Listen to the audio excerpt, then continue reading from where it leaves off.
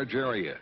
Witnesses describing it as lightweight and super strong beams with strange drawings and foil-like material that had a memory. There were a lot of people that believed that we had something unique, otherwise we wouldn't have. Walter Haut was the Roswell Army Airfield Public Information Officer, and he was ordered to release the story that the government had indeed recovered a crashed saucer on Brazel's ranch. His friend, intelligence officer Jesse Marcel, was one of the first military men at the debris site. Jesse had gone out to the ranch with Brazel and picked up a bunch of material and brought it back to the base. That material was flown to General Ramey's office. And according to other reports, some of it came here to Dayton. A lot of this material, there were very few people saw. A lot of it was put on trucks out at the site, or covered, taken to the aircraft, and the aircraft flown either to Wright Field or wherever else they may have gone. That's when the official story was changed. The Army Air Corps said Brazel had found nothing more than a downed weather balloon, and they had pictures to prove it. Intelligence officer Major Jesse Marcel was ordered to pose for pictures with some of the wreckage and told not to talk to the media. If it was a government plan, it worked. The story died.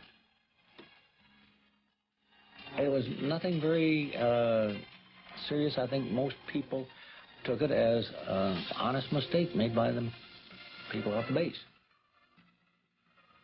For many years, no one in this New Mexico town thought much more about the story until a few of them started comparing notes. Jesse Marcel talked to Walter Haut and admitted he didn't buy that crashed weather balloon story. He was very, very adamant. What we picked up and brought into the base was not of this earth. You could not change his opinion. This was not of this earth. We don't have the technology to develop anything like this. Materials that were so thin they were like foil that you could crumple up in your hand, and when you released it, it went back to its original form. Had a memory built in it. Go ahead and get out of here, and get out of here as fast as you can. And in a rare interview, mortician Glenn Dennis told me he remembered getting some strange calls from the base mortuary officer around the time of the Brazel discovery. He called one to know. He said, "What's the smallest size hermetically sealed casket that you keep in stock?" And then again, here again, I said, "Hey, what have you guys got out there?" Later that day, while on an ambulance run to the base hospital, Dennis saw strange wreckage in the back of 2 Army ambulances parked outside this emergency room door. And an Army nurse, who was a close friend of his, told him that she had been part of some strange activities going on in the hospital that day. And what they wanted her to do was write down what they were doing. And on one gurney, there was a crash bag that had 2 small, little, very mutilated bodies. And then on the other gurney, there was a crash bag there that was unzipped, and it had a little body, she said, that was almost complete. It hadn't been mutilated. She claimed they were doing an autopsy on that one, a body that was not like anything she had ever seen before. She described some very unusual features that were not human. It only had 4 fingers, and on the tips of it were little pads, and then it looked like very small, minute little suction cups. Then they described the arm as much larger here from the human, and a very short joint up here, and the head was very large. The eyes were very sunken in. But what were they? Dennis was told by a high-ranking military officer that they were indeed something special. He said the bodies were definitely aliens. All right, so what did Mac Brazel really find out in the desert? The weather balloon doesn't carry passengers, and it wasn't all that secret. And where did the bodies come from? What about those reports as well that both wreckage and alien bodies were shipped to Wright Pat?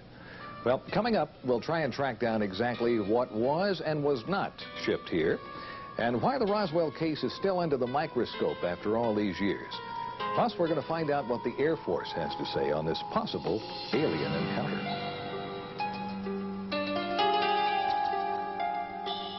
Again, it's started attracting real attention around 1979, when some well-established researchers, including Stan Friedman, Bill Moore, Kevin Randall, and Don Schmidt, started to dig into the story.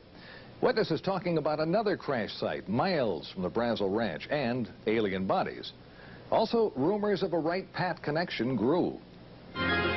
This teletype from the FBI office in Dallas to the one in Cincinnati mentions a disc and balloon being sent to Wright Field for examination.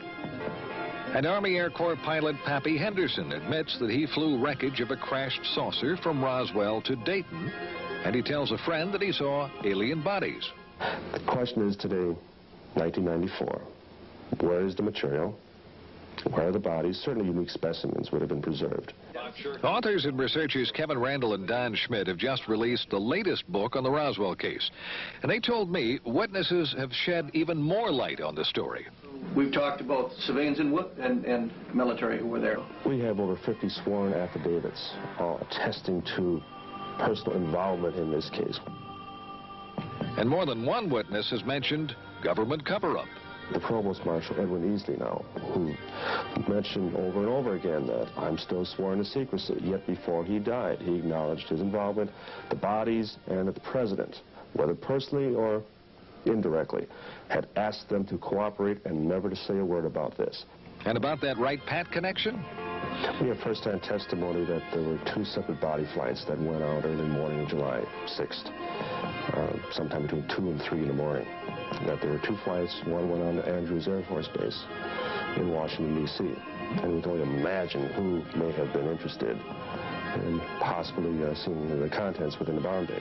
And the other flight went on to Wright Field. All right, some amazing allegations as to what might have been shipped to Wright-Pat following the crash at Roswell. Well, recently we went on base to try and find some evidence to back up the witness statements and also try and prove or disprove the allegations and also some long-standing rumors. We got some answers and a few surprises. This is Area B at Wright-Pat, and behind me a cluster of buildings and hangars. Now, most of the old rumors were that the bodies and wreckage were kept in Hangar 18. Well, first of all, there never was a Hangar 18. There is a Building 18. But it's home to Wright Lab, and it never has been home to Foreign Technology Division, which is the division that you would have expected to have been in charge of the wreckage and the bodies. We checked base civil engineering maps that show everything above and underground, and those rumored secret underground storage vaults and tunnels just don't show up. But a recent article in Far Out magazine claims Building 620, that's the avionics lab up on the hill, has access to secret vaults through a tunnel under the auditorium. So, using the map in the magazine, we found a tunnel. And here it is. Sources confirm it's the only tunnel under that building. We found no vaults of any kind, plus the building wasn't built until the mid-60s. So, what happened to the wreckage from Roswell? Well, the Air Force agreed for the first time to talk about it. In an exclusive one-on-one interview with a man who heads this sprawling complex known as the Air Force Foreign Aerospace Science and Technology Center, we got some surprising answers. The obvious first question, were alien bodies and wreckage recovered from a crash at Roswell, and were they brought to Wright-Pat?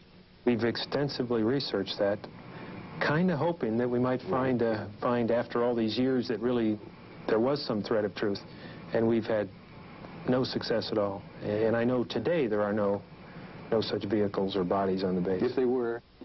If we're to believe that Roswell was nothing more than a weather balloon crash, why would it have been brought here in the first place? If it was easily identified as a weather balloon, probably it wouldn't have been. If it were a foreign weather balloon, it may have been. If it were unidentified, it would be brought here because, in fact, that is our job, to look at technology and technological advances in any sense. Well, that seemed to be a pretty good argument that it was not an everyday weather balloon.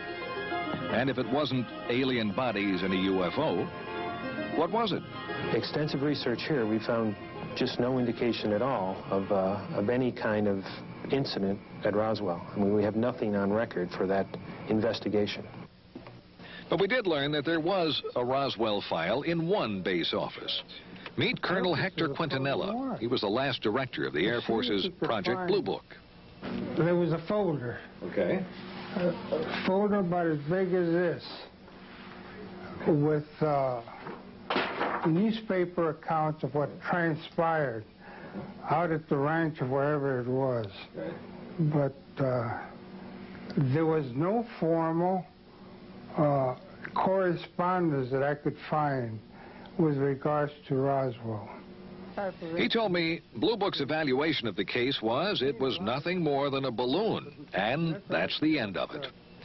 But interestingly enough, a search of other Air Force documents failed to turn up any reference to Roswell in any form. We can't find an advantage to keeping such a thing a secret. We think that probably what happened is that there wasn't anything significant from the Roswell incident, if in fact it was evaluated here. Consequently, if there was either no report or the report was of no significance, so it was destroyed. And he added, nothing like aliens or a UFO could have arrived at Wright Pat without somebody knowing about it and eventually talking. Almost impossible to keep something that fantastic a secret, specifically within the intelligence community, and particularly from the organization that's supposed to evaluate that sort of thing. Secret. We've heard that word a lot tonight. Well, coming up, we've got some new evidence that may well explain what at least some of that wreckage from Roswell really was, and why it came here, and why the government chose to keep it a secret. We'll be back.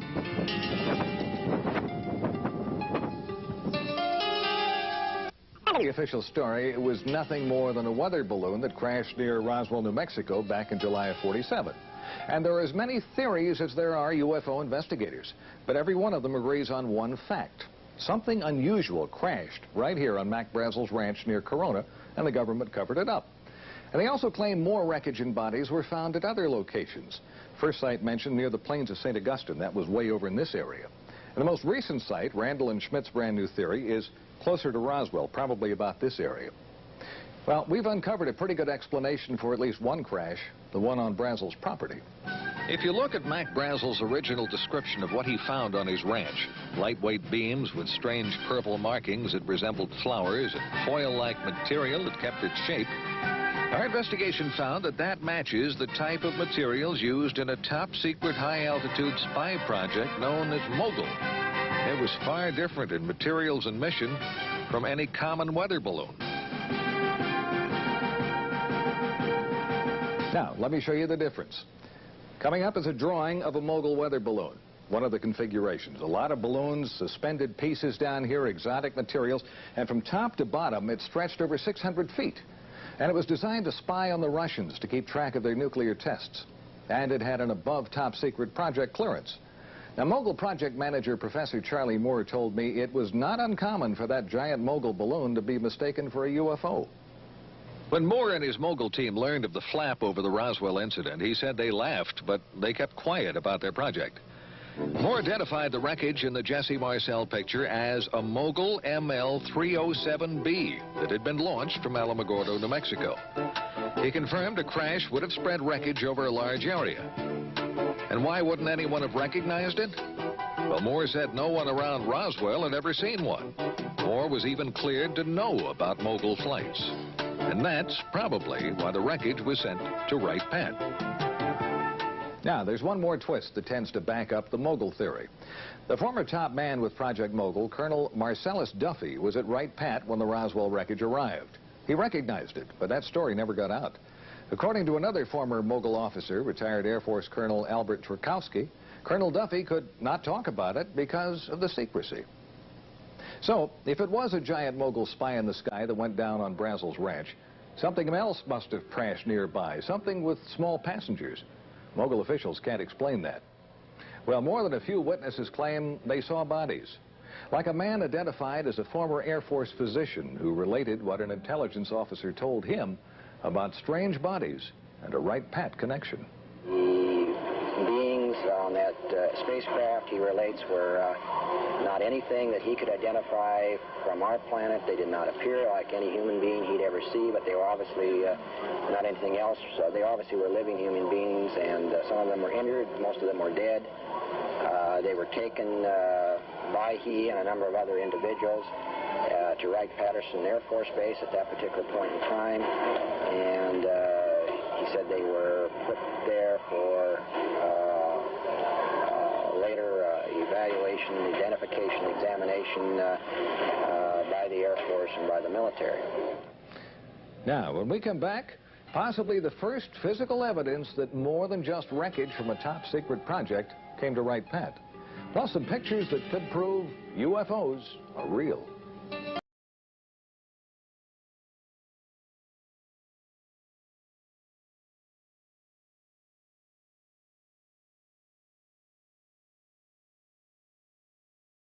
Brown Hospital on the grounds of the VA Medical Center in Dayton. And up until a few years ago, it was a very active hospital. And on the 3rd floor of this building, there was the dental lab. In that lab, a dental technician. We'll call him Jack Smith. And as Jack told the story to Len Stringfield, it was on a Thursday. He remembers the day quite well because Thursdays were normally very quiet days here at the VA Medical Center. And 2 men he identified as officers from Wright-Patterson Air Force Base brought him a model, an impression of a lower jawbone. They wanted a working model made. He was to keep no records, and the mold he created to make the model was broken and thrown in the trash as the Air Force officers left.